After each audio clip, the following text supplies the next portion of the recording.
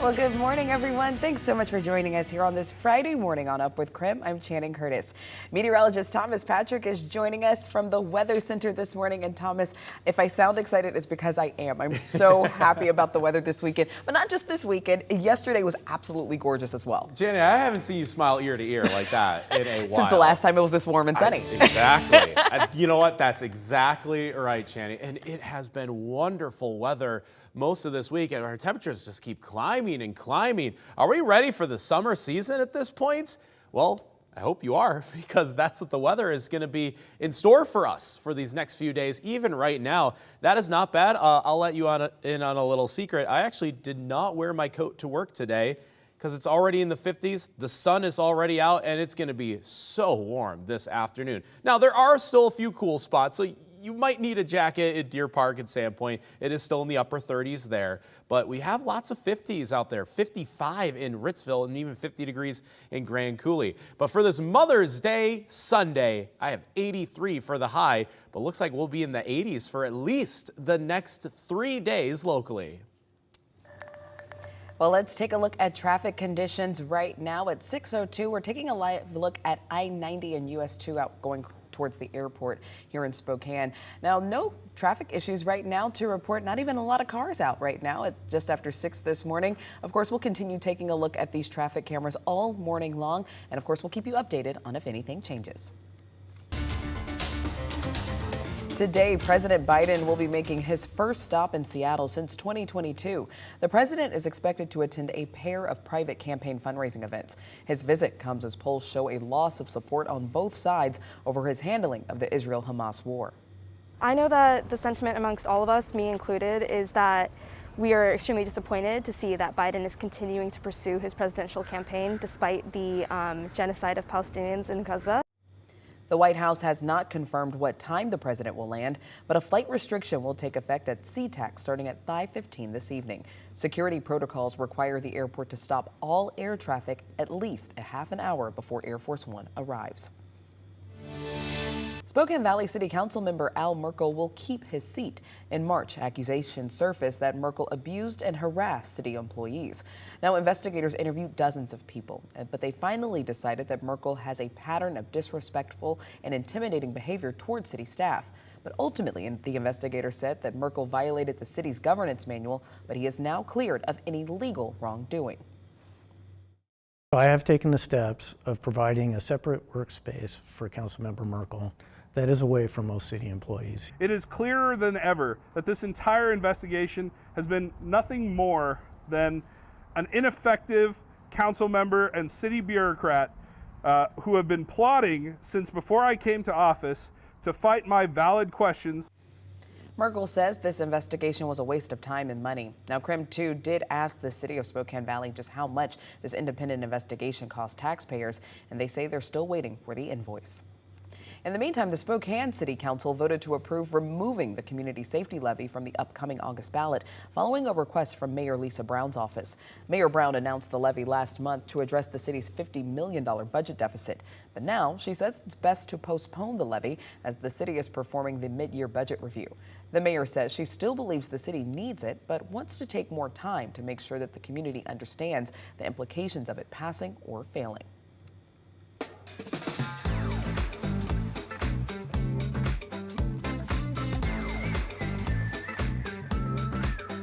May is Asian American, Native Hawaiian, and Pacific Islander Heritage Month. And starting today, celebrations kick off for the annual festival at Riverfront Park. The event will feature dozens of cultural performances, more than 70 vendors, and even a petting zoo. Tomorrow, there will be a luau and a fire knife show as well. So the festival runs from 4 to 7 p.m. tonight, 1 to 5 p.m. tomorrow, and 11 to 4 p.m. on Sunday. And the event is free for everyone to attend. Now, this is just one of the more than 100 events that are happening all over Spokane in honor of the 50th anniversary of Expo 74. So if you would like more details on any of these upcoming events, all you need to do is text us the word Expo to our number 509-448-2000, and we'll send you a link right to your phone with all of that information. Well, today wraps up Teachers Appreciation Week. So this morning we are live at Sacagawea Middle School. That's where our Brandon T. Jones is this morning, and he got a chance to visit a very special class recently. Brandon, good morning. Yeah, well, we were just blown away by the responsibility and hard work and talent on display inside of Sacagawea Middle School. It was like as soon as you got into the classroom, there was like a feel of an assembly line with so many different moving pieces, but they were all coming together for one common goal. If you want to engineer the best possible version of a middle school class, you need a variety of tools. But more importantly, you need a purpose. Anybody that knows about teaching and learning, you have to set the why for them. Why is it so important that we're doing these things? In Mrs. Taylor's fourth period class, it's normal to have several projects all going at once and all sharing the same purpose. In the advanced engineering class, we get to help people. And right now, all of their efforts are focused toward the nonprofit Joya. We're making like wheelchairs and therapy toys for all the kids there. My group, at least, is working on a wheelchair to help a Joya kid who has lesser mobility because of like a birth deficiency. Not just any wheelchair, a wheelchair with a Porsche seat attached to it. It's a real community. They all help each other because they know that they're really good at certain parts, but they're not so good at other parts. These guys aren't really friends out there, but they are now, because they've all come together. And because there's no time to focus on drama or stare at a phone, they focus on something else. I've always wanted to help people, but I've never been able to, and I feel like I can help people now. I started the program in the beginning to have kids take a focus off their lives, because some of their lives were pretty tragic, and use all that energy and focus on someone else's life that's even more difficult. And it gives them a different perspective about what they can do and how they can change a path of somebody, then they can also change the path of themselves. All right, so you know you've got a pretty special and unique class when it's the class right before the lunch bell goes off, and kids weren't grabbing their backpacks, rushing out of the door as soon as the bell went off. They were kind of hanging around, trying to finish up some last-minute touches on their project, and I think that is something that I take away from that experience being inside of the classroom. And those projects that you saw in that story, those will be presented to the children they've been built for next month. But for now, reporting here at Sacagawea Middle School, Brandon T. Jones, KREM 2 News. It is 6:08 right now. Let's take a look at your morning rush. More news in less time. The federal government is now giving Spokane millions of dollars to help in the fight to make housing more affordable. The city of Spokane will get more than $3 million for community development grants, which will be used to help mostly low and moderate income people. Another $1.1 million will go to the Home Investment Partnership Program, which creates low-income housing. Idaho is now joining a lawsuit against a new EPA rule regulating fossil fuels. The rule issued last month would cut greenhouse gas emissions from coal, natural gas, and oil-fired power plants. The rule requires these plants implement technologies to control 90% of their carbon pollution or be shut down. The Plummer Lumber Mill in North Idaho is shutting down in July. Now, at its peak, the mill employed 90 people, but in the last few years, that number has decreased to about 22. We've been told that the people still working at the mill will be offered other jobs within the company, though. And that's a look at your morning rush.